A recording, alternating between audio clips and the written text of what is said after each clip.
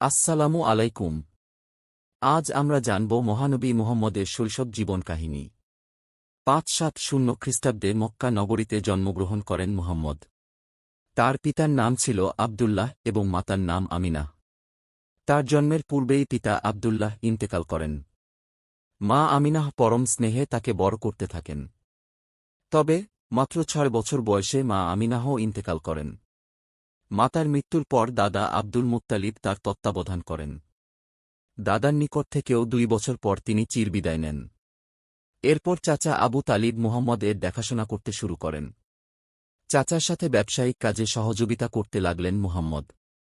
তরুণ বয়সেই তিনি সততা এবং ন্যায়পরায়ণতার জন্য পরিচিতি লাভ করেন। শৈশব থেকেই মুহাম্মদ নির্জনে সময় কাটাতে পছন্দ করতেন এবং গভীর চিন্তা করতেন। তিনি ছিলেন মানবতার মূর্ত প্রতীক। তিনি দরিদ্র ও অসহায়দের প্রতি সদয় ছিলেন।